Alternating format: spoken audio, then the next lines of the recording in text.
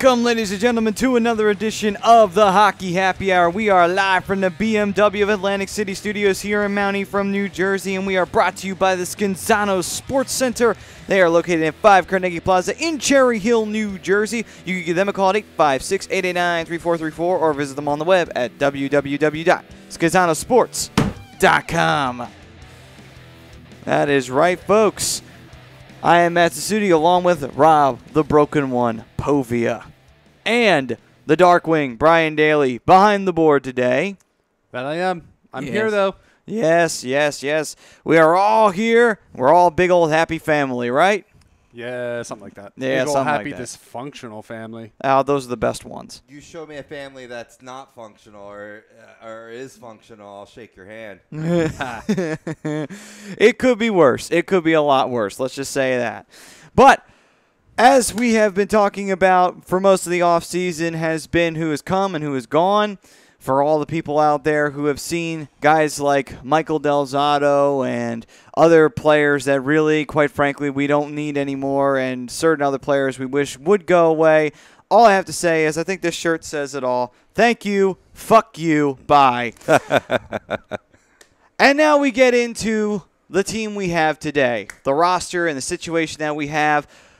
What are the Flyers going to be like going into this season, and do the Flyers get to the playoffs this coming season? It's early to say it, and it's early to predict it, but we are going to talk about it. That's what we're here for. Yeah, it is what we are here for. We're also going to talk about the other teams in the NHL, about their free agent signings, and where that puts them in the NHL. Would they possibly be able to make it to the playoffs, or will they still be rebuilding, or will they fall down to earth finally after having a long time at the top? That we'll all be getting into, but first, let's talk about the Flyers, and let's talk about the roster decisions that are coming up, because the Flyers have officially signed Nolan Patrick to his entry-level deal, as Rob, you told me off mic. With that being said, lots of decisions coming the Flyers' way, particularly with the prospects. We have a couple of spots open for defensive play. We could possibly see them up. We should, is the key word. Should see them up. And we've also got a debate in the goaltending department with Brian Elliott being the starter. But the real question being is Michael Neuwirth, and I'm actually going to bring this up to you guys, is Michael Neuwirth going to be the backup? Because let's think about it. You could send Michael Neuwirth down to the Phantoms. In theory, you could do that. It's not like he's protected and he isn't making a big salary. So you could send him down to the Phantoms, and it really won't be a big burden, and you could still bring up Anthony Stolarz to be the backup behind Brian Elliott, just because of the reason why they re-signed him, for hoping that the Vegas Golden Knights would take him, but they didn't. That could be the shining light there at the end of the tunnel. But that's only if Stoley comes back from the injury and performs extremely well. Then you could actually debate, like, well, maybe Neuwirth starts on the Phantoms this year, and Stoley becomes the backup for Brian Elliott this year. Well, I mean, they did ink Anthony Stolarz to a new deal as well with also Alex Lyon and one of my favorite guys, one of those guys you don't hear about too much, Cole Bardreau. Yeah, I mean, is it a possibility? Yes. Can I see Brian Elliott being the starter for this team? Yes. Ultimately, I feel that you need to have a universal youth movement, and that includes the goaltender position too. You don't always need that. It's good to have that KG veteran. They pick up another one with Elliott, but I think, let them grow together, kind of like what you're seeing with the 76ers, or what you're going to be seeing with the 76ers, once they're all healthy together on the court. But yeah, I mean, there's a lot of tough decisions to be made. It's that's what we wrote in the description, and it's true. There's going to be a lot of calls, but in the end, when you look at guys like Andy McDonald and other veterans on the team, to quote the great John Cena, your time is over. My time is now. You know what I mean? So the time is now. Let's go. Great. That's a funny one with John Cena. But anyway. Kind of, yeah. It's a little bit hypocritical at this juncture of his career, but yes. But anyway, by the way, if you want to, watch a very boring flag match this Sunday at Battleground, if you wish, if you're a WWE fan. Look for Cincinnati in the crowd. Yes, I will be there. And I won't be there during the flag match. I'll probably go to the bathroom during that one. But anyway, so back to hockey. Lots of decisions going on, folks, and the real big question that you got to ask Ron Hextall is not just about the goaltending situation, and the idea that I brought up, could Michael Neuwirth go down to the Phantoms? And you have Anthony Stolarz. If he comes back healthy and he has a really good camp, and you pretty much say, you know what? Enough playing around. Enough fooling around with this kid. Stop fucking around. Let's put Michael Neuwirth down to the Phantoms. Because you know what? It's not like he's going to be here after his extension is over. Why would he be? I just don't see that happening, though. I mean, you make a good point, because I was about to say you don't just sign him to a new deal and then waste those dollars down in the Phantoms. But it was a smaller contract. So what you say is credo. Take this as no way as an attack of what you're saying, because it is a possibility. No one's safe. This administration has shown that. But that being said, though, I don't see them sending Neuwirth down, right? What I think you'll eventually see is one of these two get moved during the season, Neuwirth being the guy I'm talking about here because he has a very attractive contract. The Flyers tried to make it attractive to the Golden Knights. They took a pass. Another team may not, and then that gives Stoley the opportunity. Well, here's my question to this whole situation with Michael Neuwirth. Is his contract a one-way contract, or is it a two-way contract? That is a very good question, because depending on which, he would have to go through waivers. Right, and you might wind up losing him completely. Which, again, isn't the worst thing in the whole world, because do we really need Michael Neuwirth? Honest opinion. No, it's not the worst thing in the world, because, no, I mean, you don't really need him. But you also want to get something for him. You don't want to lose him over something as silly as just, sending him down and getting nothing in return for him. True. That is true. You do want to get something for him. I'm not saying you don't, but at this juncture, at where we're at this point, I'll take getting space for young guys any way I can, even if that means we lost somebody to waivers. Just like, you know what? Sure. It sucks that he's gone and we didn't get nothing for him. But you know what? The spot is now open. Let's get it going, because we can't keep playing around with the young guys. We just can't keep doing it. Simple as that. That's because it's 3:04 p.m. Eastern Standard Time, and the Penguins still suck. This is true. Mr. Vespi keeping those periodic updates coming. Thank you, Mr. Vespi. All right. So with that being said, other decisions that need to be brought up is prospects. As we all know, a couple of spots are now opened on the D line, on the blue line there for the Flyers. Could we see, and we should see, two prospects coming up? Particularly, we saw him come up later on in the year. He played a handful of games with the Flyers, Samuel Morin. Do you see him coming back next year, taking that spot full time? Because that's what should happen. But do you honestly see it? I see it. I absolutely see it. It's his time to shine. Him and Ghost are going to be that first defensive pairing, I feel, coming out of training camp. He paid his dues. It's time for him to, finally join this roster after, 4 years of being in the minors? 4 years, yeah. I agree 99% of what you said, but what I think they might do, because Morin and Travis Sanheim, who developed a lot of chemistry together with Samuel Morin down on the Phantoms, I would like to see them two paired up together to really build. It's sort of like lightning and thunder. Quick Sanheim, and do I need to explain Samuel Morin or what have you? Because then that way you could have Provy and Goss's pair as your number one defensive pairing. Okay, you just took my question away from you then. Okay. Yeah. That's what you're going to say, like who would go with Goss's Goss's pair? Then who would you put on the first pairing with Goss's pair then? Or if you want to, elongate your depth, you have Provy, captain one, so to speak, and Gosper, captain another, and then, you put them with two of the veterans. You know what I mean? Then you spread out your youngsters throughout your defensive pairing so you're not caught flat-footed. You don't want to have that third line. Even though the third line sees less ice time, if it's two veterans, they can be exploited. Right. And that's kind of what I have down here is in my depth chart, quote-unquote. Quote-unquote. I have Gus and Moran as your first pairing, Sanheim and Provy as your second, and I have Gudis and Manning, who you're probably going to sub Manning every couple games for Kevin Hogg. Probably. Who makes the roster, but he'll start. I feel like he'll start as a healthy scratch, but he'll Hogg, platoon. Yeah. He will platoon. I think he will platoon with Manning. And another guy that, kind of a la Cole Bardreau that I mentioned, Philip Myers is that defenseman that nobody talks about, and he could secretly be maybe not the best defenseman out of these prospects, but maybe number two. He plays phenomenal for the Phantoms. Undrafted, he was phenomenal. He was phenomenal in the IIHF World Juniors for Canada. You never know. Truth. It's another. Yeah.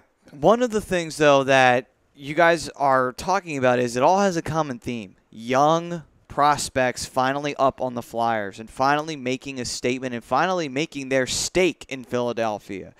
Right there, you talked about the two pairings. All of them are young prospects, or two of them are young players on the Flyers team currently right now. One was a rookie last year. The other one went through his sophomore year. And now you got two other rookies that would be on the other line, on the other pair, which would be Sanheim and Moran. You put all that together, we finally are starting to see the youth finally come up, and we're finally starting to see this happen.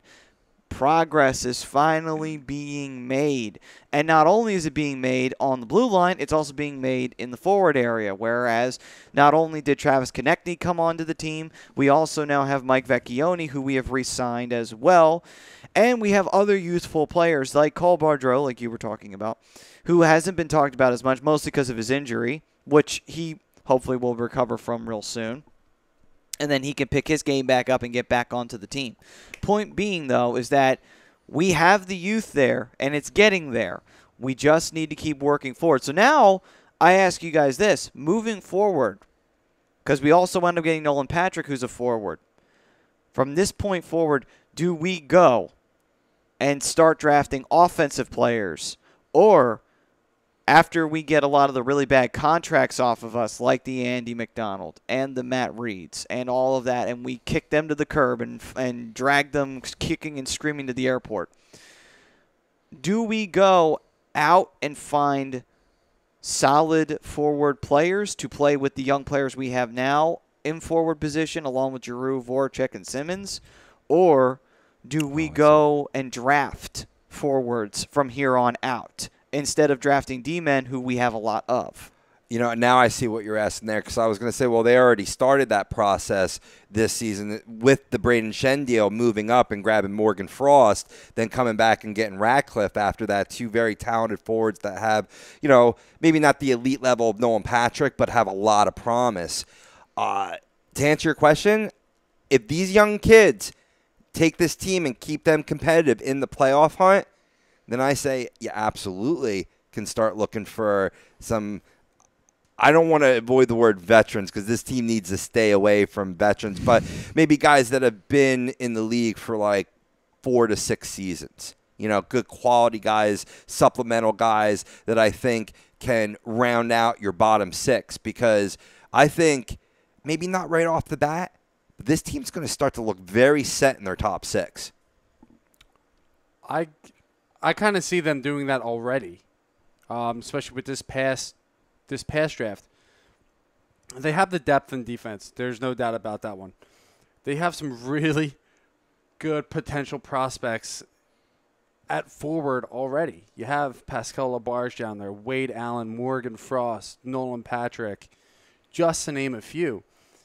It's not ever a bad thing to have too much depth and youth in your AHL, especially if it's talented youth. True. Which we're not 100% sure if these guys are truly NHL talented. But you're never going to know until you let them play. So I think Ron Hextall is doing a very good job of mixing up drafting good young talent on both sides of the puck. So, in your opinion, they're already doing the drafting of the forward side.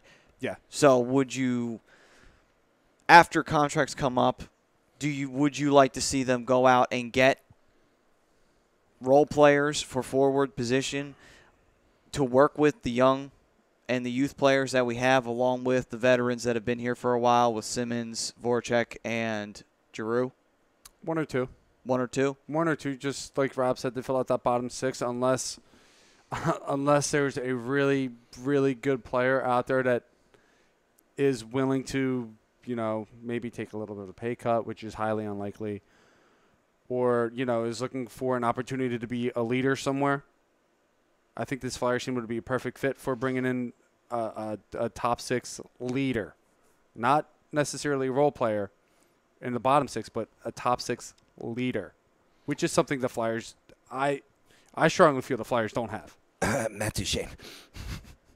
Well, actually, in case you're not sick of hearing the name already, I just threw it out again. Gabriel Landeskog. Oh, you'd rather Landeskog too? Because so would I. Yeah. I'm right with you on that, actually. Actually, guys, right. I wanted to bring that up because obviously so far as this offseason's been going on, no one has bit down on the Avalanche yet. No one. And not because the talent isn't there. It's because obviously the Avalanche are looking for the perfect deal in order for them to send pretty much their heart and soul players somewhere else. Right. So I ask you guys, should the Flyers continue to pursue something like that, or should they just try and stay away from something like that at this current stage? No, pursue it. Pursue it? Pursue it, because there's not going to be very many opportunities where you could have such a sure trade in your hands, because what Colorado wants is young defensemen, young, good defensemen that the Flyers have a pretty good plethora of. And what's the one thing they're missing? Forward depth. Not necessarily just forward depth, but a number one scoring winger. They don't have it. They don't have, and people will argue, oh, well, Wayne Simmons. No, Wayne Simmons is not a number one line guy, no matter where he plays. It doesn't matter where he goes. It doesn't matter how many goals he scores. He's not a sniper. You go out and you get a guy like Gabriel Landeskog, there's your number one left winger. And not only that, give him an A, because he's already got the leadership. He's the captain in Colorado. He's a good leader. He's a great player, and he can add so much value and so much talent to this team. Well, do you think that he may be against the idea of being on a team where he will not be captain? He'll have the A, but do you think he'll be happy with the idea of having to be behind Giroux as a captain? I don't think so, because I don't think Giroux's that type of leader where he's going to be like, oh, well, you know, I'm the captain. What I say goes. My leadership is the only leadership, blah, blah, blah. Giroux seems like the type of guy that he's going to take, not only give the advice, but take the advice from other players to make not just him, his line better, but to make the entire team better. Well, that's also been the major problem that the Flyers have been having, has been the lack of offense. And that's what killed them this past season. When Wayne Simmons is the only goal scorer you have on your team, when you have guys like Voracek and Giroux who have talent, it's pretty bad to see that. And not only that, you had guys with potential like Braden Shen who never really tapped into it, besides maybe on special teams. It makes you question what the hell is going on, you know? So now you got to really go back to the drawing board a little bit in this particular scenario, and you got to say, okay, so what do we got to do to fix this offensive problem? Because, sure, we got great defensive prospects, but we need to get offense, and we need to get it fast. I mean, if we get a solid enough defense, which with these rookies and the way they play, it's very possible, you could score maybe 1 or 2 goals and play defense and be able to win. But that may not work against all teams, because if there's one thing the NHL has shown us is that only one of 2 things usually wins you a Stanley Cup. A really hot goalie or a very, very, very fast-paced, aggressive offense that kills anybody's defense. No defensive-minded team has won a Stanley Cup in quite some time. Just to give you an idea of what Landeskog will bring to this team, and when his rookie season put up 22 goals. 2013-14, 26. 23 the following year, 20 the following year. Yeah, the numbers kind of progressed, but that's not. I don't blame him for that. I blame the coaching and the system. Well, they haven't really had solid coaching for like the better part of 3 years now. Right. So now with bringing in a guy like Landeskog, putting him on a line with Giroux and Voracek, who are pass-first players, that would be awesome. Could really put Landeskog on the map. Landeskog is only 24 years old. He still has a lot of growing to do. He does. And his contract, I think, is a lot easier to hold on to than Matt Duchene's. Don't forget about Travis Konechny. I think that's somebody that we're kind of overlooking right now, including myself. I'm not trying to overlook anybody. Right. Because I know Konechny's a good young sniper. I was just going to say he fits that bill, too. That's the only reason why I was saying that. Yep. Yeah, I mean, you keep Konechny on the second line. Well, it'd be interesting to see how that fits into that. Now, the real question is that, so say the Flyers go out and who do you put up? I mean, you were talking Hogg, but do you think that that's enough to get him? Because I don't think that is. You have to give more, I feel, to get Landeskog. You give And my buddy actually said this as a deal at work one night, and it's a pretty good deal in my book. You give him Hogg. Okay.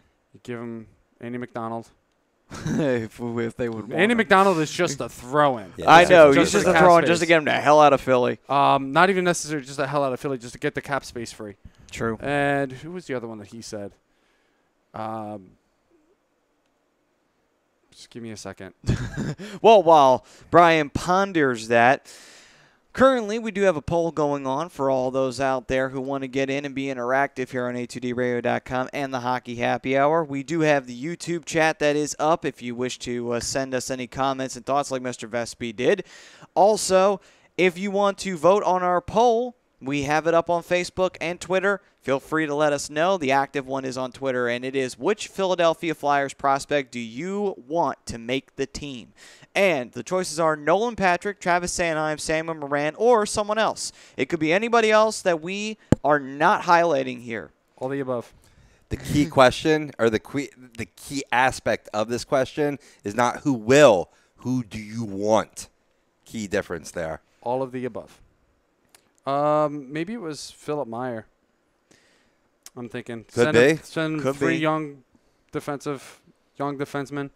I think that'll Send get it Landeskog done the other way. because let's face facts. Landeskog has not been Landeskog for a little bit now. No. Yeah. Like I said, his numbers over the last couple of years have progressed. Or I don't think that's long regress, term. sorry. Yeah. Now No. maybe this is No, not at all. Now maybe this is playing with a little bit of fire here. But we do have what's the goaltending situation in Colorado right now? Semyon Varlamov and Jonathan Bernier. All right.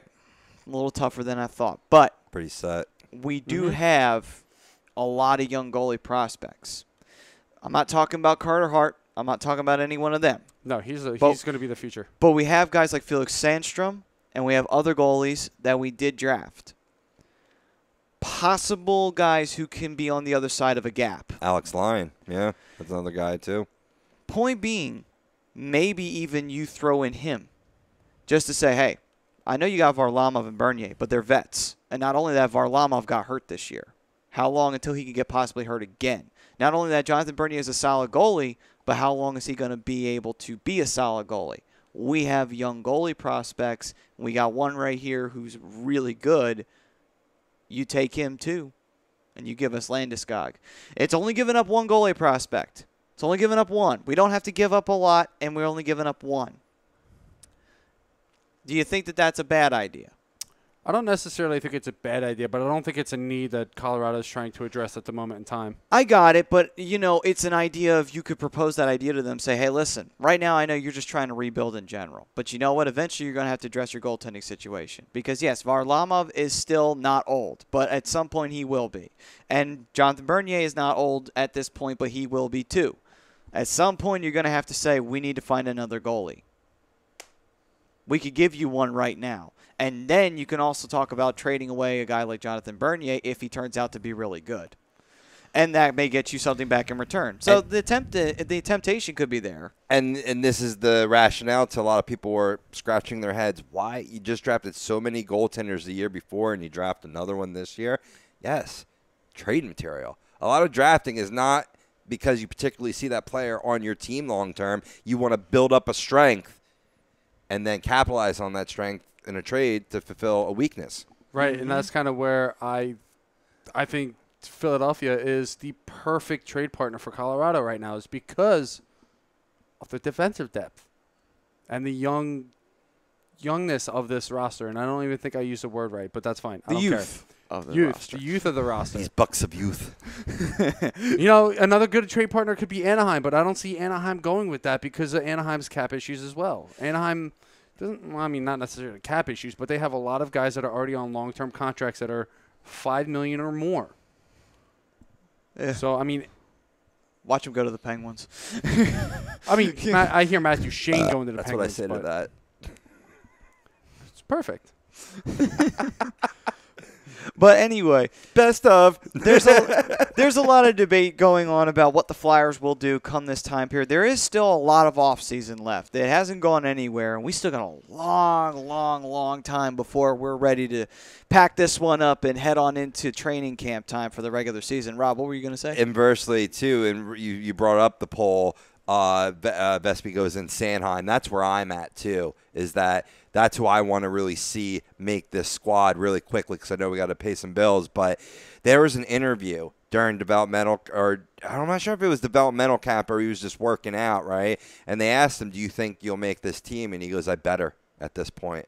And what he meant was because if I don't make this team, I'm doing something wrong, right? And I'm hungry and I want to dress with the orange and black. This kid is hungry. He's like what everybody's wet dream of a player you want to have on your team. And if you assume that Moran, because he was on the squad, dressing last season, what a great pairing to be together, like I said before. But I just think he's ready for that next level. He's hungry for that next level.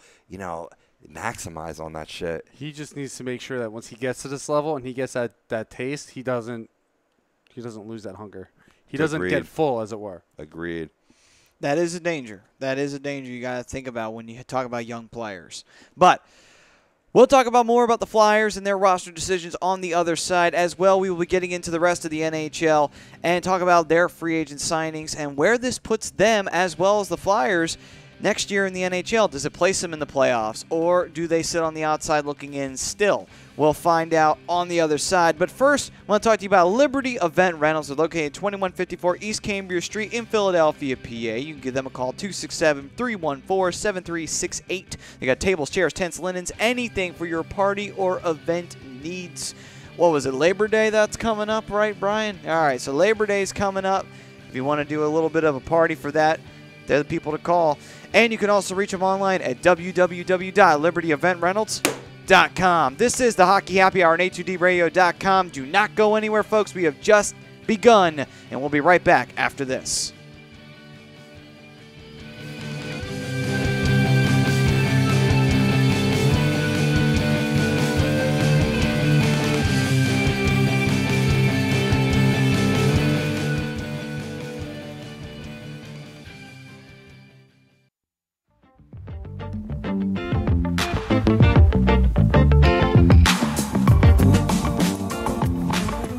A2DRadio.com is sponsored by The Sports Outlet for all your sporting needs. Located at 703 Black Horse Pike in Glendora, New Jersey. Give them a call at 856-939-2030 or email them at sportsoutletnj@comcast.net or visit them on the web at www.sportsoutletinc.com for all your sporting needs. The Sports Outlet.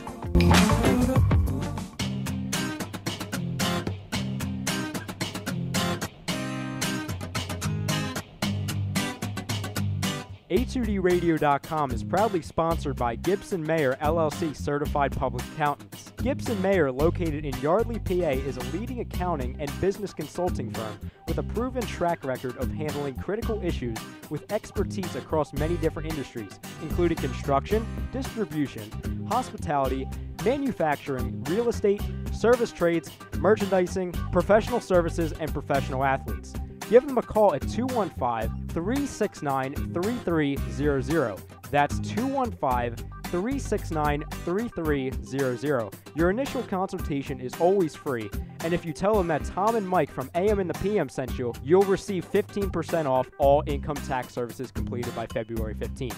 That's Gibson Mayer LLC Certified Public Accountants, 215-369-3300, or visit them on the web at www.gibsonmayer.com. That's gibsonmayer.com.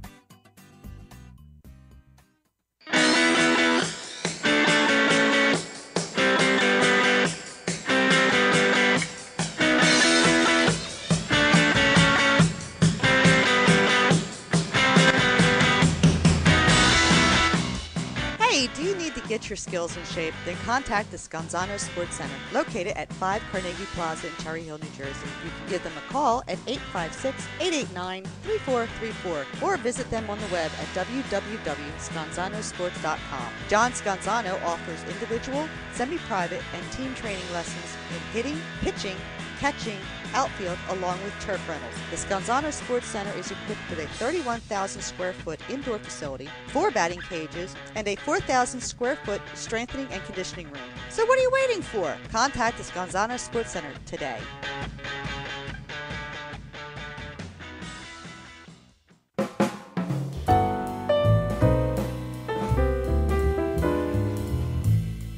Fellas, you ever come in from that baseball or football game and your woman won't come near you because you stink beyond belief?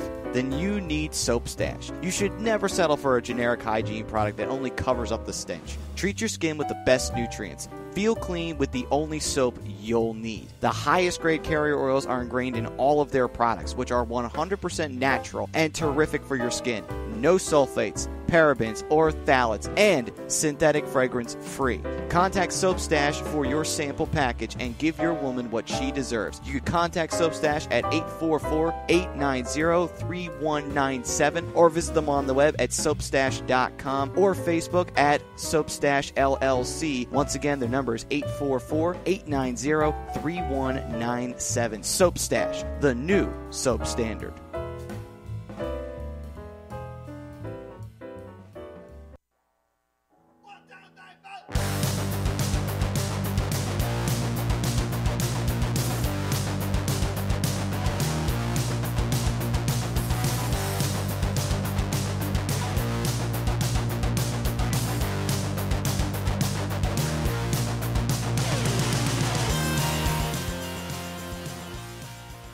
Welcome back, ladies and gentlemen. This is the Hockey Happy Hour at A2DRadio.com. I am Matt Sassuti, along with the Broken One, Rob Povia, and the Dark Wing, Brian Daly, behind the board today. And we are brought to you by Gibson Mayer, LLC, your certified public accountants, located at 301 Oxford Valley Road in Yardley, PA. You can give them a call at 215-369-3300. Tax season was here. But if you're a fool and if you didn't take care of it, then you can try and be ready for next year. So be ready, be prepared, get Gibson Mayer. Businesses, tax season never ends, really. There's always tax ramifications, so. That's true. Yeah, people getting audited and all that other fun stuff that I'm avoiding. That'd be a good idea. That's why you're supposed to do your taxes, right? Because Right. you don't want that to happen. Nope. Don't want the IRS knocking on your door. Taxes are for suckers. Right. That's why you keep. That's why you keep all your money in a shoebox, right? Let me see. I get my Italian horn out on that one. So I've been rewatching, binging Sopranos episodes lately. I'm just. It's all good. Anybody else here really happy Game of Thrones is back on? I'm the only one. No. Good God, I need to find more friends. You just need friends in general. You don't know how remorseful I am that I didn't start that show. Right about the time Game of Thrones came out, I was just about to cancel cable. I'm sick of paying these outrageous bills. There's everything on, so I'm not going to get into a show that's on cable. Now, lo and behold, I still have cable. How many years later?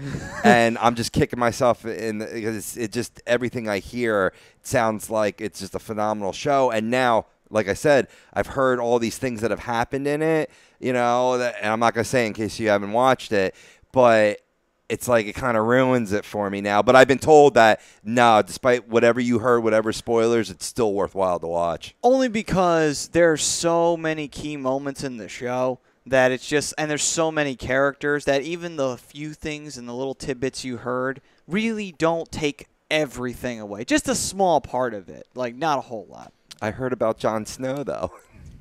All right, so you heard about that, but that's one thing. There's still so many others. So much else to talk about. All right, cool.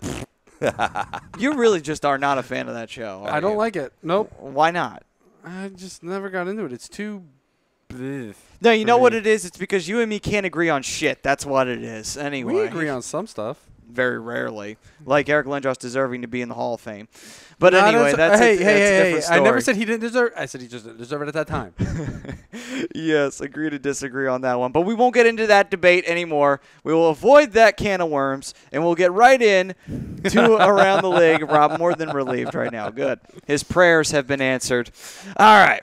Who says God doesn't exist? Anyway, we go to around the league before we get into the Flyers and where we think they're going to end up come the end of next season. Again, it's a very early prediction, but you know what? It is the offseason. Might as well have a little fun with it, right? So, That's what we're here to do. Rob, what do you have for around the league? Big signings. Andre Palat was signed to a 5-year contract with the Lightning. The forward's going to get $5.3 million per season. So they last time we were on, they re-signed Tyler Johnson. Now Palat, they're looking to try to regain the momentum they had 2 seasons ago. Keeping that main core together, the core group of young guys, Stamkos, Hedman, Palat, Tyler Johnson, all those guys. We want to keep the playoffs coming. And you can't blame them for that. The guys that they're re-signing to these semi-long-term deals they're good players. They're good role players. Yeah, I mean, again, Tampa had a very weird offseason last year. Whatever it was, it should be, is the key word, should be a fluke. That should never happen again with a team that talented. And Tampa should be in the divisional standings for the playoffs next year for the Atlantic. Yes, one would think. One would think. Moving on, the Chicago Blackhawks, defenseman Brian Campbell retires after 17 seasons in the NHL and will go on to join the Chicago front office. Now, Brian Campbell, definitely journeyman in this league. Hall of Fame worthy. That's tough. That's a tough one. Let's see. Did he ever? I'll say for that hit on R.J. Umberger, absolutely. Oh God. What a hit. I'm sorry. I shared that on the Hockey Happy Hour page the other day. I couldn't resist. Of course you couldn't. It was a great hit. I'm just trying to see if he was a Norris Trophy winner. Because if he maybe once or twice. Because if not nominated. They have a Brian Campbell obituary too when it comes up on the nice. When it comes up on the Wait, search. no, that's not good. Guess that's a sign. But anyway, so let's see here. What Brian Campbell, any Norris Trophy victories? Actually, no. He has a Lady Byng and the Stanley Cup from 2010, but he does not have a Norris Trophy to his name. So, interesting enough. What's his lifetime stats? His lifetime stats in 1,082 NHL games. He has 87 goals, 417 assists, for 504 points. Nah, I think he just misses. Yeah, I would say he'd be on the cusp, but I think if he had just gotten a little bit more on there. If he had won maybe one or two more cups, if he had been there with the Blackhawks through the other two Stanley Cups, I think you could very easily have then talked and debated about him possibly being in the Hall of Fame. But no, not in the situation he's in now. Yeah, no doubt about it. No doubt about it. Yep. Want to go back to Nolan Patrick. I know it's Flyers-based or whatnot, but our number 2 pick in the 2017 draft did sign his entry-level contract with the Philadelphia Flyers. Obviously it's good to, secure that. They put a lot into him, being the second overall pick or what have you. The reason why I bring this up particularly now is just to expand upon, Patrick did have abdominal surgery on June 13th, and he will be able to resume full activity in 4 to 6 weeks from that date. Now, because of that surgery, does that kill I don't want to say little, but the less to a degree chance of him making the squad this year? I mean, I would like to say that. See, here's the thing, though. With the way that this regime has been using its youth, it has been very picky about what youngsters they've put on the team. Like, they put Provy and Konechny and TK on the team right out of camp. They did that. But that was rare because they even held Gostisbehere down for a long time before he finally came up. Now, he too did have an injury problem, and then there was a small ACL tear, which was fine and he recovered from. But even that was enough for them to say, let's not rush him back into the Flyers roster. And it took literally almost an entire season for him to get back to Philadelphia. Right. So I don't know. The way this regime has been with the Young Bucks, I'm gonna say no. He's not gonna make the team. I'm going to say that it does affect. It does affect it because I think with the way Hexy's been with these guys, he's very, very cautious with them. He's very, very careful with them. Samuel Moran and Travis Sanheim are the best prime examples of this. I don't see Nolan Patrick making the team this year.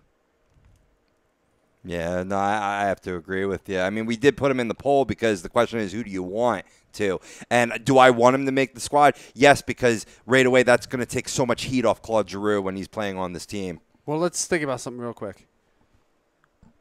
Ivan Provorov. He didn't spend any time in the AHL, did he? No, he didn't. But again, him and Konechny, both of them did the same thing. They both came up literally without having to play on the Phantoms. But again, though, I think just because of the injury, because Provi and TK didn't have any injuries that were going into it. So that was the thing. I think that kept him more open to letting them on the roster. And the perfect example was Shane Gostisbehere. When Gostisbehere had that ACL tear, it took almost a whole season for him to be considered to come right back up to Philadelphia. I think that alone is going to pretty much give him the ultimate sign of, no, let's not put him on the Flyers. Well, here, let's take a timeout real quick. Backtrack a little bit. For those who don't know, Nolan Patrick is hurt with sports hernia, I believe, right? Yes. It's a little different from an ACL injury where you have to work the knee back into shape and rehab and all this other stuff. I think Nolan Patrick actually does go into camp, and I think he makes the roster. Oh, well, I like that. I like that confidence right there. You know, I think he makes it as a third-line center. That's going to bump Coots. Yeah. Maybe bump Coots over to the wing. I think, talent-wise, though, because of his talent, puts him in that epsilon of a Konechny and a Provorov. Not saying that Gostisbehere isn't talented, very much is, but we discussed this on the show, how there's A-level prospects and then there's A-plus level prospects that you draft them and they're in your lineup, a la like Connor McDavid. You know, can Patrick be as good as that? I'm not sitting here saying that, but if he's on this team, he's a top six. He's no doubt about it in my mind. He's a top six. I think he is even long-term has a chance of bumping Giroux off that first line and the second line, and it goes in that pecking order, but not right off the bat. You know, honestly, you know, I think Coots' job is safe on the third line for now, and Patrick is your second line center. I mean, and like I said, I'm being disagreeable. I agreed with your rationale. I'm just saying level of play or whatnot. He's just not going to get enough time on ice on the third line, in my opinion. I don't disagree with that. So maybe you bump Fipula down to the third line, and then you put Nolan Patrick there. Either way, Couturier is out of the center position. Yeah. Okay. Yeah. I'm picking up what you're putting down there. That's a possibility. Yeah, I didn't think about that possibility with Fipula possibly moving down. Again, Couturier is a good face-off guy. So is Filppula. So that way you're replacing a good face-off guy with another good face-off guy. Absolutely. I did just find out because I didn't hear anywhere what the entry-level contract was worth. According to a source that chimed in on CSNPhilly.com, the entry-level is for 3 years, which is standard for entry-level, with an annual average value of $925K. Yeah, I believe that's a max contract too. Yeah. So there's a lot of faith being placed in Nolan Patrick right now. Lots of faith if you're going on a max out on an entry-level deal. But you know what? If there were the two guys who were the movers and shakers, it was Nico Herscher and it was Nolan Patrick. We got one of them. So, hey, you know what? Future might be looking a little bit more brighter, maybe about as bright as this light. Absolutely. But, you know, it could possibly be where we could see him on the team this year. I just don't think it will happen only because I know we've seen a pattern with Hexy's behavior when it comes to the youth. He's very cautious with it, and he very much always he teases. He teases every time when he thinks like, oh, we're going to bring him up now, or we're going to send him back down, and we bring him up for 2 games and we send him back down. You know, my point being is that with the way Hexy's been, I don't know. I don't necessarily think that that's going to be a guarantee that Nolan Patrick makes this team. Is it possible? Absolutely, it's possible. But I just think the regime is going to be very careful with him. Even though it's a sports hernia and it's different, I still think they're going to be careful. Just real quick, couple of comments coming in here. Thomas Arnone laughing at Frank Vespi for his comment earlier, which who can blame him? And then our friend David Roskas chiming in here. Brian, my opinion, I want Doan and Iginla for the Ducks. He also goes on to say, my opinion, both of them, Doan and Iginla to the Ducks for the Cup, as to be both of them not one guy to win a Cup, two guys to win a Cup. We're back on the Shane Doan, Jerome McGinley train here for the Anaheim Ducks. Well, the problem is usually I'd be on board because Iginla's still a fairly productive winger, so Shane Doan. The problem with signing Iginla and Doan is you have no spot for him on the roster. There's no spot for him on the lines because you bring in Doan, who is a winger. I believe he's a right winger. Eves, Silverberg, Perry, Kasha.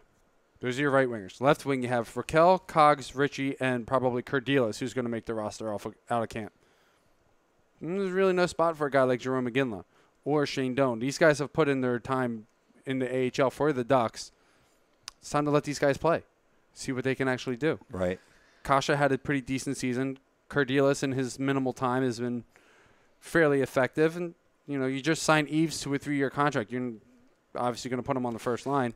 That kid Kasha, he's got a great cereal. Oh, that's Kashi. Who's actually his brother is in the Flyers minor league system. Nice. Yeah. Further ties. I mean, like, give me years ago, yeah, Shane Doan again like that. I would want him, but right now, I like what the Ducks are putting out on the ice. I don't like picking up guys that are past their prime to help you win a cup. Has it been successful? Yes. I mean, you saw Raymond Bourque, do it with the Abs, just the first example pop off my head. But, stick with your youth movement. You know what I mean? That's the new NHL. No, I wholeheartedly agree. And you want to see guys like Iginla and Doan, because of the careers that they've had, you want to see them win a cup just to solidify that Hall of Fame for them.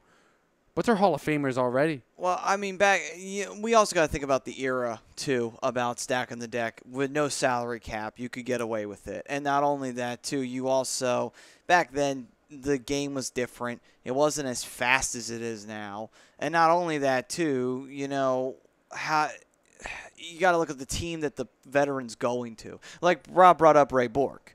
Look at the team he was going to. He's going to Joe Sakic, Peter Forsberg, Ozil Lynch, Foote. That team was just lights out. And Patrick Waugh net, still playing well. It's just you can't really beat that team. You really can't. No, and it's not like Iginla or Doan or both would be coming to a piss-poor Anaheim team. No. But they're coming to a very good team. But I also like the young talent that this team has. And as much as I would love to see these guys win a cup here and play in Anaheim, you're going to get them relatively cheap too, which is kind of nice. But again, there's no spot on the roster. There's no spot in any on the lines. These other guys, they've earned their spot. Well, since we've been talking about the Anaheim Ducks, because Mr. David Rosca, our favorite Ducks fan who watches the show, hello, David. Well, why don't we talk about the Anaheim Ducks and their off-season moves? And get your opinion, Brian. Where do you think the Ducks end up by the end of this year? And again, this is an early prediction, folks, but we're going to do it anyway, just because, it's our show, so, fuck off. But anyway, why don't we get started with going through these free agent signings that you guys did? Obviously, you got forward Dennis Rasmussen, signed a 1-year contract with the Ducks. Goaltender Rito Berra, 1 contract. It's another depth move. Those 2 guys are going to be playing for San Diego. Meanwhile, you also have Steve Oletsky, Derek Grant, Mike Liambas, and Scott Saborn signing contracts with the Ducks. Was that would be your draft picks, I would assume. Steve Oletsky, no. Steve Oletsky, okay. But and then goaltender Ryan Miller signing 2-year deal with the Ducks. Pretty much depth moves for the most part. Absolutely, because there's no reason to go out and make a big splash because, like I said before, the team is set. Yeah.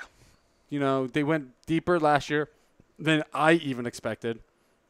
I'm not saying I'm an expert in any way, shape, or form, but Of course you are. You're on the show. You're a fucking expert. I am. I'm a hockey expert. Oh, I got you. So you're not a Ducks expert, even though that's your team. Right. Allow me to quote I'm a hockey expert. Allow me to quote one of my favorite movies of all time. We're a fucking tripod. So I kind of created the lines here in my head and what I think they're going to be. Keep in mind, Sami Vatanen out with a torn labrum. Same with Lindholm. And Ryan Kessler's going to be out with, I believe he has a ankle injury. Not 100% sure about that, but he's going to be out another 5 months. So you're missing 3 key guys in your lineup for at least 4 to 6 months at the minimum. So with that being said, your lines are the lines for the Ducks are probably going to be somewhere along the lines of Raquel, Getzy, and Eves on line 1, Cogliano, Vermette, Silverberg on line 2, Richie, Wagner, Perry on 3, Kerdiles, Shaw, Kasha on 4. Not much different from last year, minus Kessler. Maria Canellis is on the Ducks. Oh. Marie. We're going to move on from that one because that was a bad one. You're better than that. I am better than that. Cam Fowler and Brandon Montour are probably going to line defensive pairing number 1. Manson and Corbanian Holzer on 2. Bieksa and Oleski on 3 unless I'm missing somebody. And I think I am. I feel like I am. Because it would be Feller, Lindholm, probably Holzer and Vatanen, and then Bieksa, Manson on 3. Well, with all that being said, where do you see the Ducks going? I mean, obviously they're going to make the playoffs. Yeah. How far do you think they get? Do you think they get into the Stanley Cup Finals as to get farther than they did this past season, or do you think that there's another disappointment? Well, I mean, any way you look at it, it's Stanley Cup. Unless you don't win a Stanley Cup, it's a disappointing season, especially when you get as far as they did. Well, unless you're rebuilding, but you Right. know that's a different story. Once you hit the playoffs, it's Stanley Cup or bust. I could see him getting to the Stanley Cup Finals this year. I think one of the things that hurt him a little bit last year was Jonathan Bernier. But you bring in a guy like Ryan Miller, it's Ryan Miller. Well, I mean, Jonathan Bernier did a great job for the Ducks last year. Don't get me wrong. Fantastic backup, easily one of the best in backups in the league. Going on, and rightfully so, earning another contract with Colorado. But bringing in a guy like Ryan Miller, it's experience that he brings. And he's, unlike Jonathan Gibson, he has Stanley Cup playoff experience. He has Stanley Cup final experience. I believe he was there once with Buffalo, but I'm not sure about that. And he was there once with Vancouver. We'll be able to answer this question. No. I was wrong. Not Vancouver. That was Roberto Luongo. Oh, right. Yeah, Miller never went to the Stanley Cup Finals. No? No, because Buffalo never made it there with him. Right. They got all the way to the Eastern Conference Finals, and I remember because they beat the Flyers to get there, but they Maybe lost that's what I was to the thinking eventual of. champion Carolina Hurricanes then that series. Right. I believe. I think that's the series I was thinking of. I think that went 7 because I think Carolina had home ice. I think that went 7. I could be wrong, though, on that. No, it went 6 because it ended in 6 because it was in Buffalo when the series ended. Just to shove it right up the Hershey Highway for all the Buffalo fans out there. That's a beautiful thing to say. You're just awesome for being able to have that recollect because nobody else in this country does. No, I didn't. But that was definitely the playoff season that I was thinking of, the Ryan Miller. Yeah, because they still had They had Danny Briere at that time. They had a Finneganov. They had Pominville. They had all the young guys at the time. Let me just say this, though, in terms of the truly, fully make a prediction for how far the Ducks will go, we'll have to take a look at what have the other teams done in the West around this offseason, and I think we might be doing that in the third segment. I'm not sure. Possibly. Very, very possibly.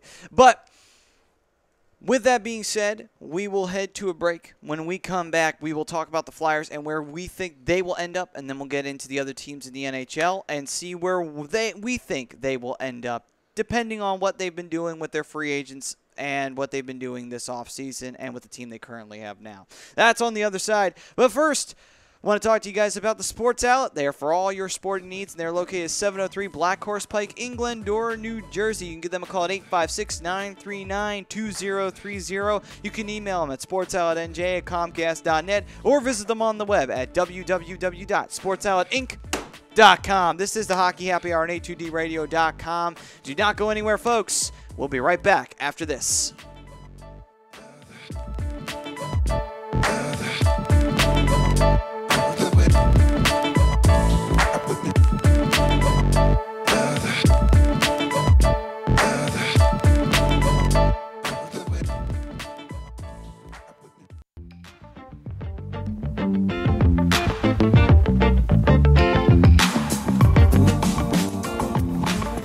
A2DRadio.com is sponsored by The Sports Outlet for all your sporting needs. Located 703 Black Horse Pike in Glendora, New Jersey. Give them a call at 856-939-2030 or email them at sportsoutletnj@comcast.net or visit them on the web at www.sportsoutletinc.com for all your sporting needs. The Sports Outlet.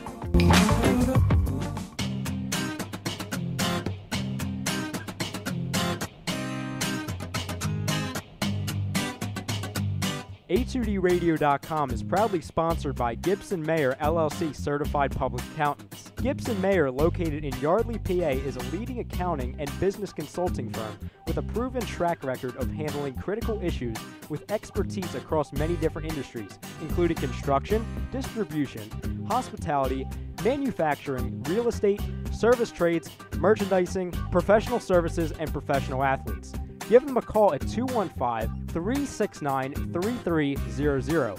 That's 215-369-3300. Your initial consultation is always free, and if you tell them that Tom and Mike from AM and the PM sent you, you'll receive 15% off all income tax services completed by February 15th. That's Gibson Mayer LLC Certified Public Accountants, 215-369-3300. 3300 or visit them on the web at www.gibsonmayer.com. That's gibsonmayer.com.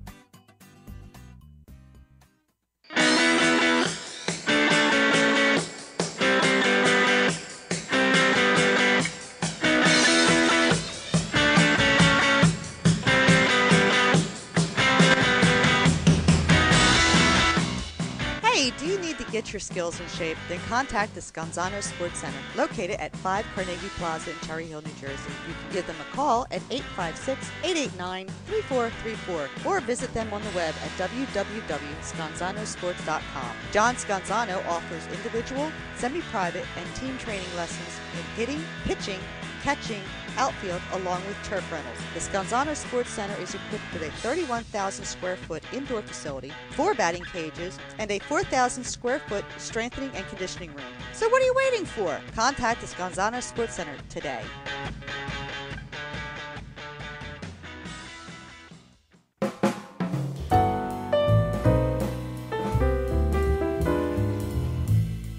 Fellas, you ever come in from that baseball or football game and your woman won't come near you because you stink beyond belief?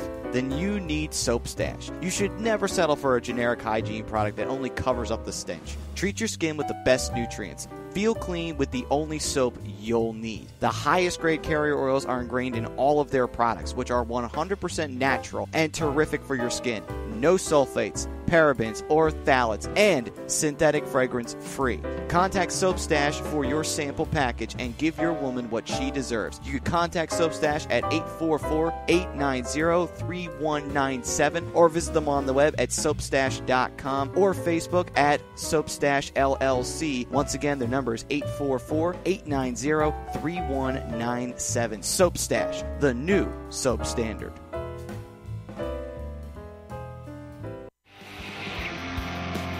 You're listening to the Hockey Happy Hour, only on A2DRadio.com.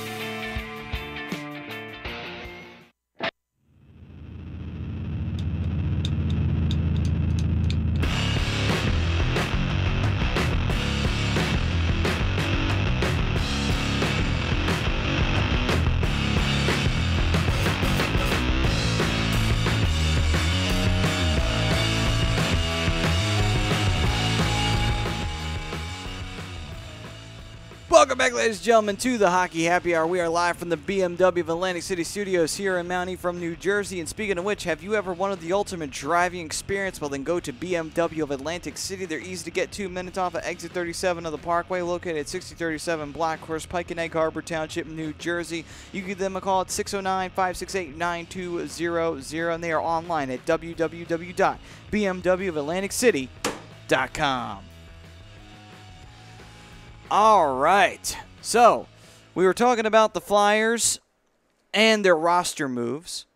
So now it's time for us to talk about where we think they'll end up with our very early prediction. And in my opinion, after the way the Flyers have been going about getting rid of, cutting some of the fat off, and getting younger, and getting stronger on their blue line, as well as trying to add some depth to their forward positions with what limited cap space they have. With Brian Elliott now as our starter for the next 2 seasons coming up, as we know, not going to guarantee he'll be starting for the next 2 seasons, but as it looks right now, it will be. I would say the Flyers actually could make the playoffs. But it would have to be as a wild card. They're not going to make it in the division. Because you still have to compete with the New York Rangers, the Washington Capitals, the Pittsburgh Penguins. That's impossible at this point in time. Tough, yeah, that is impossible at this moment in time. We will have to settle for wild card positioning at this time. I mean, you can even still throw the Islanders into that conversation too. I mean, Islanders too. Yep. You know, despite the well below average start to their season last year, they finished off really strong. They did. They almost, reared back and gave a threat to the wild card positioning there. But that would be the only way the Flyers could make the playoffs. They're not going to make it in the division.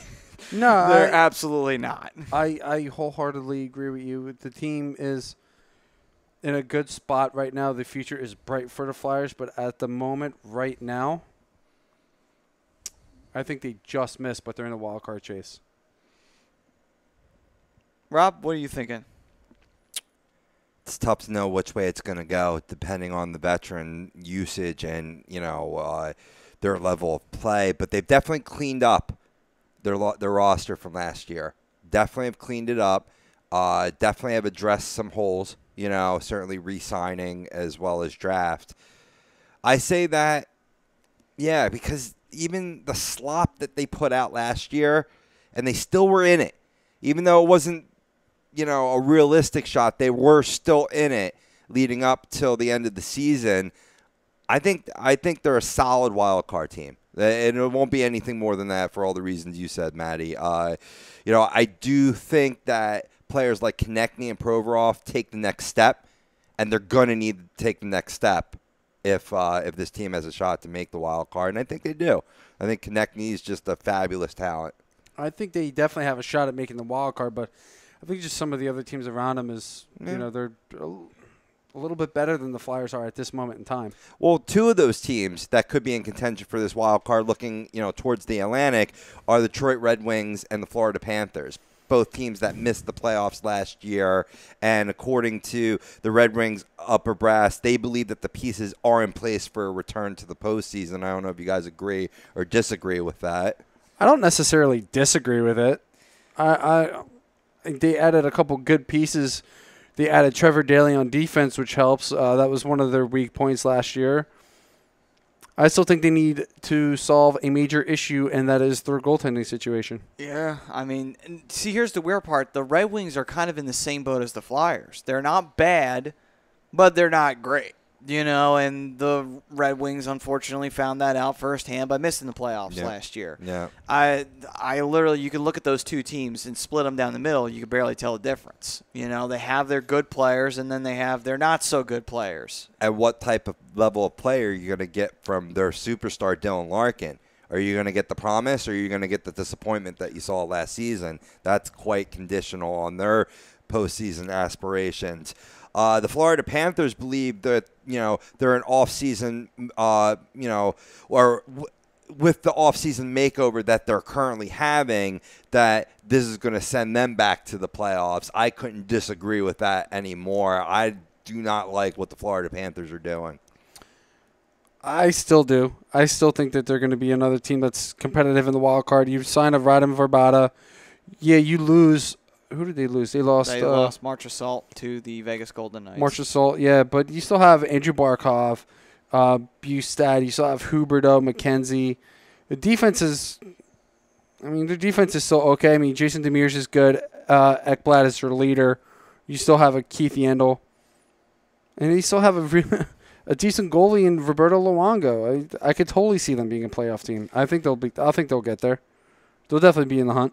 Well, now we also got to remember this, because if Tampa Bay winds up rebuilding themselves and going in for the division, someone's coming out of the division standings in the Atlantic. So if you go down that list, you have Montreal, you have Ottawa, and who was the other one? That was in the Toronto. Toronto. No, that was a wild card team. I'm talking this year. I thought you were referring to who would potentially be division. Oh, this okay. year. Well, okay, so you're going to throw Toronto in there, too. I'm throwing Toronto in All there. right, that's fine. So if you're going to do that, then 2 teams are coming out of that division standings, and then they're going to be competing in the wild card spot. And those teams aren't bad. Those teams are still very good. Boston and Florida. So that's another And Tampa. concern. That's another concern you have to consider for that as well. You know, I mean, Boston made the playoffs at the very tail end of the year last year and managed to get in. And then Ottawa's going to be coming out, and they're going to be competing in the wild card spot as well because they're going to be out of the division standings if everything goes the way that Brian's saying. That's the plight of our Flyers. The Eastern Conference is a deeper conference. It is. I'm not saying it's like that, but you just got to look at the level of teams that, can compete.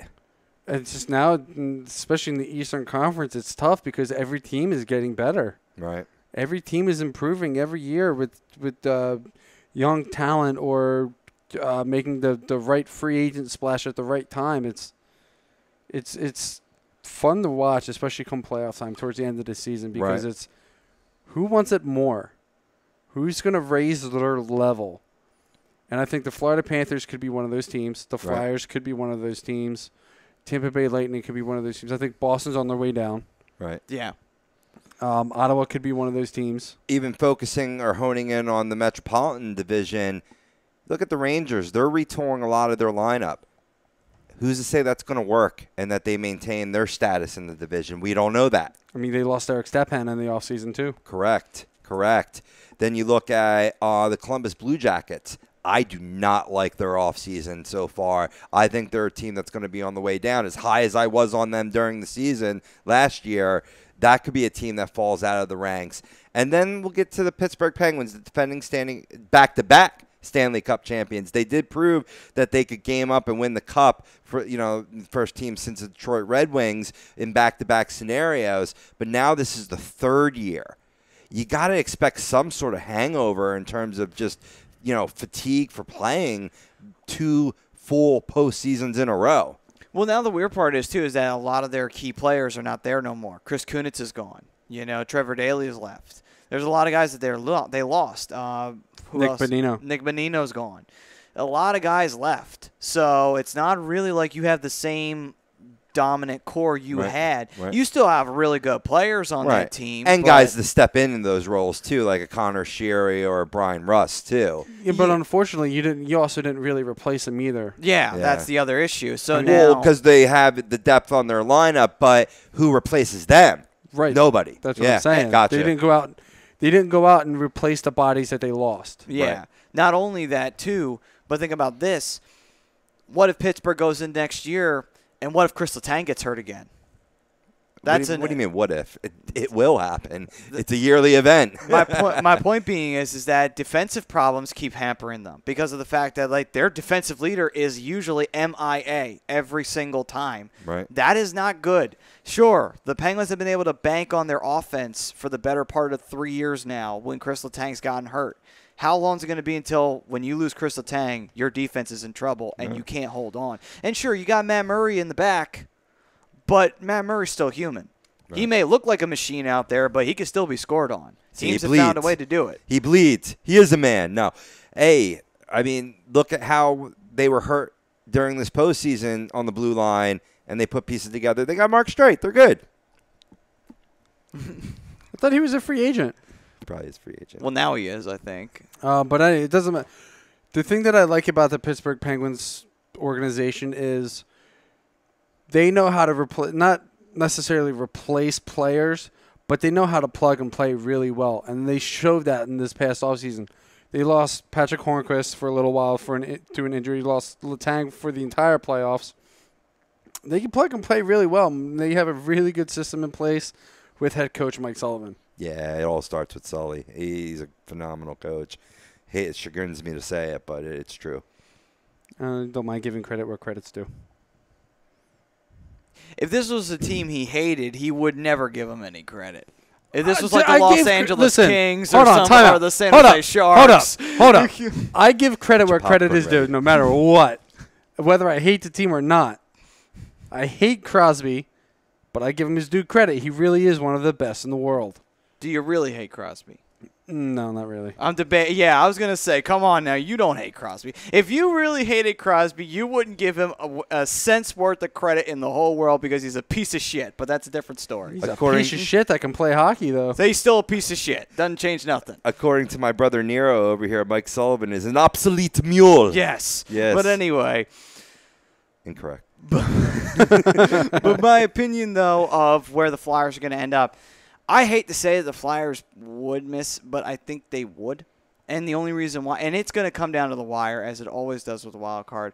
I think the Flyers would be one of those odd teams out, only because we're still not there. We're getting there. You could tell we're getting there. The pieces are getting put into place, but they're not all there yet.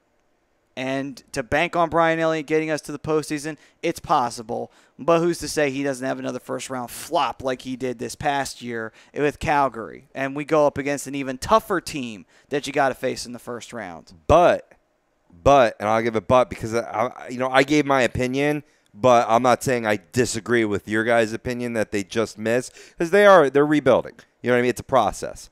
Where have I heard that before? It's a process, right? But look what the Maple Leafs did last year. Nobody expected them to make the playoffs, and they gave Washington everything that they were banking, or I forget I'm spacing on the expression, everything that they could handle. I'll just say it that way, right? Because of a lot of young talent, a lot of rookies, kind of like Mitch Marner, not expected to put up the numbers he did, and even excelled those expectations. Who's to say that guys on this team don't do that? Who's to say Travis Konechny doesn't put up 35 goals this season? I mean, you don't know. Yeah. You don't know. And I totally see where you're coming from. But I'm looking at the other teams around them, too. Yeah. Well, now let's talk about another team that we're forgetting. The Buffalo Sabres.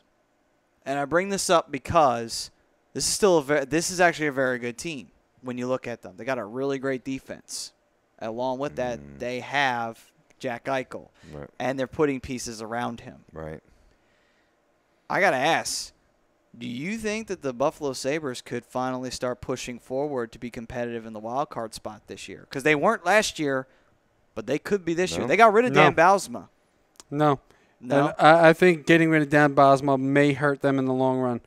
But if you look at the roster is really good. Sam Reinhart, Jack Eichel. They just got Jason Pominville back, Matt Molson. Defense is fairly solid, all in all. But, again, it comes back to goaltending. They have Chad Johnson now, and they have Robin Lanier. Oh, yeah. Yeah, you're not going to win The with back that. end is still very, very suspect. Right. I do like their roster as a whole. Ristolainen, they got Martin Scandella, which really improves their defense, and then you still have Jake McCabe, Josh Georges, Nathan Bellew. But I mean, there's still some suspects of holes. Sure. In this. There's a big name that you're skipping over though, and that's Sam Reinhart. I said Sam Reinhart. They didn't. Yeah, You might. In the beginning, when I was rattling off the forwards. Believe me, it's all right. We'll just go back and we'll listen later. I know. But, okay, so with that being said, though, one other thing I wanted to bring up. This ties into a Flyers situation.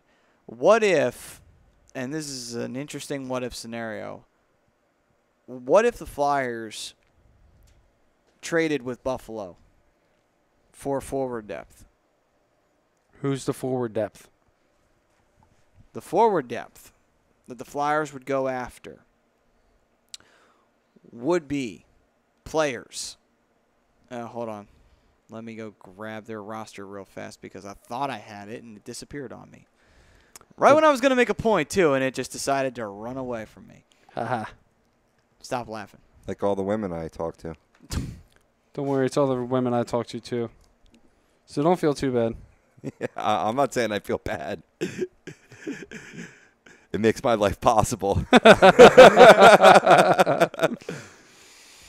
Let me see here. Who was I going for? Okay. Now, players that I was actually somewhat interested in were possibly. Oh, no, not him. Not there. Definitely not Evander Kane, that's for sure. I don't want him anywhere near the locker. Anyone that's ever played Tiger Woods golf on PlayStation knows that. Not there. Not there. I mean, guys like a possible like Ryan O'Reilly, who's a solid player, but he is a center, which does kind of throw that off a little bit. I know you could try and see maybe you could go after Matt Molson, but you got to put a lot up for him. That's the thing. Say maybe right now the only player I think they'd be willing to trade at the moment because he had a fairly down season for him. Maybe Kyle Okposo. Kyle Okposo, another possibility. It's just those are the only players I would look at, and the only reason why I bring that up is because it is a possibility that maybe the Flyers look for that to get some offensive depth and to get some help to Claude Giroux and Jake Voracek moving forward, and veterans. I mean, I know we've been trying to stay away from veterans for the most part, but this would be just for sheer depth reasons. It wouldn't be for any other reasons at all other than that. But that's more of if we're midway through the season and the Flyers have a shot of making the postseason and, say, the Sabres don't, or vice versa, then we could see about a trade possibility there. But that's the only reason why I bring it up, because the Sabres are still on the rise, and that's another concern. That's a team that I've been a little careful of looking at, because I'm like, oh boy. At some point, they're going to put it together, and when they do, the rest of the Eastern Conference is going to get even that much tougher when they put it together. Truth. So that's one of the teams that you got to look out for. But moving forward, another team that was trying to improve during the offseason was the Carolina Hurricanes. Now, I know they did sign Justin Williams back to a 2-year deal. They got Josh Giroux, who agreed to terms with the Hurricanes. Brendan Kitchen, Dennis Robertson, and Jeremy Smith in goaltending, which are just smaller prospective choices. Brian Bickle retired, so they lost him. Right. They got rid of Michael Layton, which was shocking. He was even on the team. I didn't even know he was still in the league. Yeah, he was on the team. And they got rid of Matt Tennyson, and he signed away to Buffalo. So really, they're not really giving up anything when it comes to their free agents. So they got space. Do you think Carolina putting this team together, do you think that they could be competitive this year? I think so. They got a good young defensive core over there. They just need to add a couple offensive pieces, and I think they did a good job of that in signing Justin Williams. And you still got Jordan Stahl over there. Jeff Skinner's still there. So, I mean, you got some offense. You just need that a little bit more depth. And talking about the blue liners, I'm a huge fan of Noah Halifin.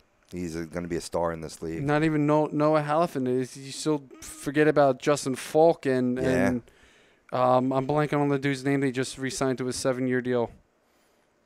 Hang on, I'll find it. Look it on up. I just think in terms of you got to look at the extracurricular with Carolina. The team's up for sale. They don't know where they're going to be. Now, all signs point, we reported this on Brian reported this on our Hockey Happy Hour page, that the new owners are saying we're going to keep the team, or the new prospective owners, sale's not final yet, will keep the team in Carolina, but they're still in flux there. And when your organization is in flux, that's not really a good recipe for success on the ice. That is true. That is true. Jacob Slavin was the one who got the contract. But then they also brought in Trevor Van Riemsdyk, too. So yes. I mean, like, I get what you're saying. Like, the front office stuff, it could get in the way and maybe get in the head of some of these players. But from what I know, if they sell, the new owner will keep the team in Raleigh. So that could help. All right, so why don't we switch over to a Western Conference team? Let's talk about the Vegas Golden Knights with the roster that they put together. Do you see them getting into the Western Conference playoffs in their first season? Now, I'm not saying they're going to go to the finals or anything like that, but Do you see them actually making it either? And if they do, is it going to be a wild card or is it going to be a division? No, I just don't see it happen. And I think, is it possible? Because they did have a great expansion draft and first-year draft as well. But then they traded away some pieces, like the aforementioned Trevor Van Riemsdyk, who they had swiped off of the Chicago Blackhawks. I really feel like the way they're building this team, like after that initial expansion draft, they're building for the future, and they're not building for right now. Yeah, as they should be. I'm with you 100%, Rob. They're bringing these guys in, and they're trading for draft picks. So right. Clearly they have no intention of making the playoffs and winning right now. They just want to find a good core group of guys to build this team around. Now, do you think that is a bad idea for the Vegas ownership to do that? No. Because of the market that they're in, trying to sell hockey for the first time? Not at all, and you know why.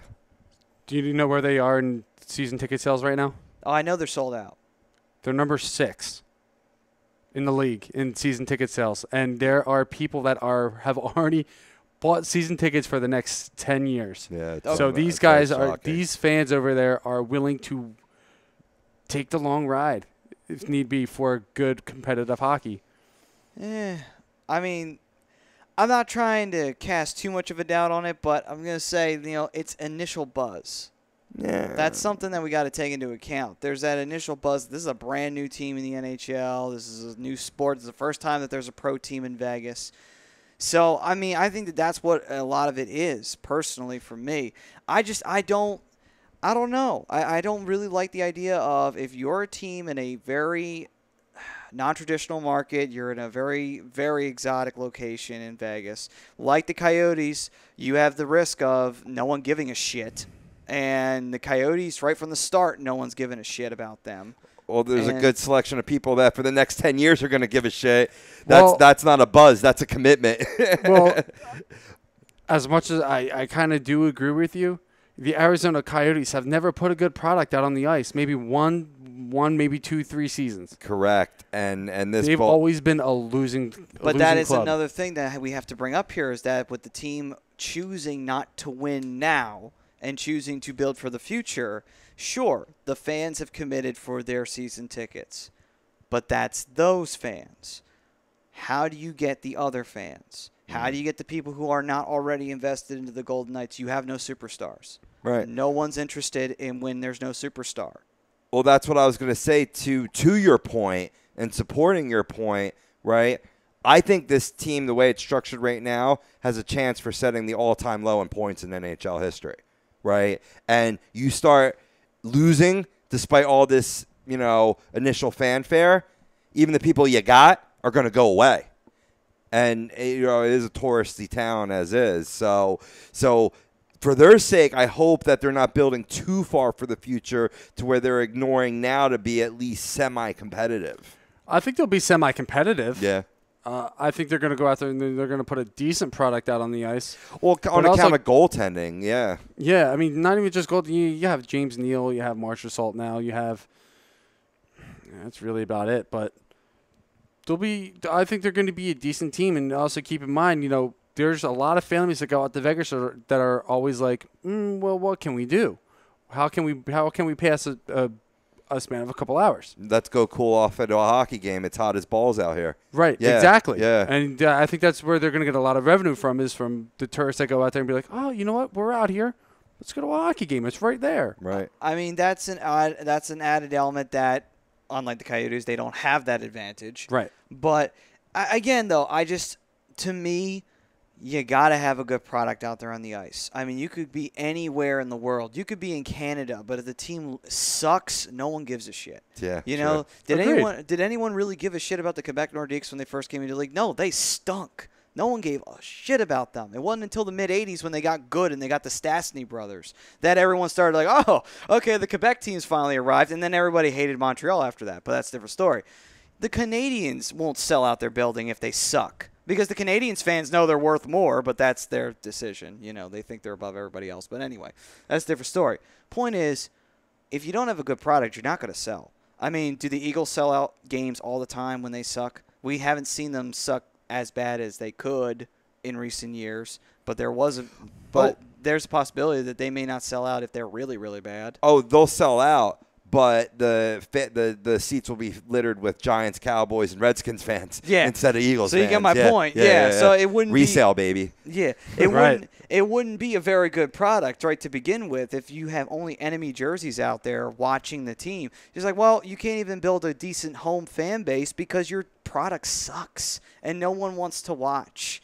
That's the concern you have to take into account with Vegas trading away a lot of players, getting a lot of these picks. It's great to build for the future. That's a smart move. But is it the right move to do when you're just starting as a team? If you were a team like Edmonton or Philly or Pittsburgh or any of the already established teams in the NHL with established fan bases and established markets, that's not as big of a risk. Sure, you won't sell out the building. Sure, fans don't want to come. Sure, you'll have more enemy jerseys. But they know you're building towards something, and they know that they're going to come back. You know they will come back because it's been proven. This entire fan base is unproven in pro sports. Another reason why they should have waited until the NFL came there to see if it would fly. Well, the problem with that last part you just said was the NFL's not even going there for another 3 years, so you'd still be waiting a little while. I understand that, but my point though is that it's an untested fan base. This is the first time a league is trying something like this out in Vegas. I just say you got to look at both sides. Sure, there's the potential of this team coming out of nowhere and being one of those exotic location teams that has a legitimate, hardcore, rabid fan base, like the Ducks, like the Sharks. Places that you wouldn't traditionally think a hockey team could thrive, and they thrive. Actually, believe it or not, Anaheim's fan base is kind of suspect at times. No, I was trying to be nice, and you just decided to shit be real. all over Just that. be real. All right, fine. Just be real. Fine. Anaheim's based frauds. All right, moving on. Not frauds. It's just suspect. All right, suspect. Fine.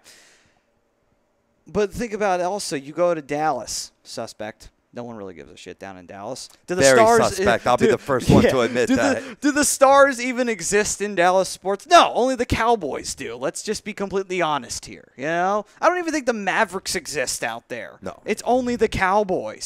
Seriously. Mavericks do. Yeah, Mavericks do. But it's just those two, though. And you could say the Texas Rangers, but because that's sort of the team of Dallas, so to speak. But they're just right outside of Dallas, so yeah. Yeah. But you get my point. No, yeah, believe you me, I just it's obscene the attention that the NBA gets in Texas, but it doesn't take away from your point at all. Yeah, I mean, and also the Panthers, probably the biggest fraud fan base you could possibly ask for. Who gives a crap about hockey in Miami? Nobody. But they're not even in Miami either. They're in Sunrise. Yeah. Who lives in Sunrise? Seriously, who's going to care about a team in Florida? Tampa Bay has one Stanley Cup. I don't even think the fans give a shit. Seriously. I mean, it's not like the Buccaneers winning the Super Bowl. I don't even think they cared then. I mean, let's be honest. These are fan bases that have proven that they're not the smartest move. Vegas is at that risk. Sure, it's possible they could come out and have a rabid fan base. But it's a 50-50 coin flip, but still. You also got to keep in mind that, the fan base might not always be there, but also keep in mind that it might not necessarily just be a hockey town. It might just, like a Tampa Bay, they might just be, like Philly is a football town. Well, okay, yeah, sure. But, the fan base still goes out and supports the Lightning. Like, the fan base goes out and supports the Flyers, but it just might be that it's just a specific sports town versus just a fan base. I mean, I'm just saying we don't know with Vegas. And I'm just saying we got to take the bad in account with the good. The possibilities are endless, but the failure is always over your head. Vegas, baby, Vegas! That's what Vegas is. It's a city of failure. Let's go. Because every time you go. Let's go. Because every time you go to Vegas, people lose. We're going to go tailgate Tom's Vacation. Let's go. Yes. All right, folks. That'll do it for this edition of the Hockey Happy Hour. We will be back next week with more hockey to talk about, if hopefully there is things to talk about, because let's be honest, there hasn't been a whole lot of action out there. These damn long-term contracts keeping hot commodity free agents off the market every Camp year. will be here soon enough, and in the meantime, we can talk some WWE. Very, very true. We could do that. By the way, I will be at Battleground this Sunday, so that will be fun. Enjoy, brother. Yeah, that'll be fun. Hopefully it'll not be as shitty as some pay-per-views have become over in recent weeks. But anyway, that does not include Great Balls of Fire. But anyway, with that all being said, this has been the Hockey Happy Hour. From all of us here, I'm Matt Sassuti. That was Rob, the Broken One, Povia, and the Darkwing, Brian Daly, behind the board this week. And all I have to say is, do you want the best soap that you could possibly ever need? Well, then you should treat your skin with the best nutrients and feel clean with the only soap you need, with the highest grade carrier oils and in grade with all of their products, and that is the Soap Stash. You give them a call at 844-890-3197. Visit them on the web at www.soapstash.com and Facebook them at Soapstash LLC to place your order, because that's where they prefer it. This has been the Hockey Happy Hour on A2DRadio.com. We will see you all next week on A2DRadio.com.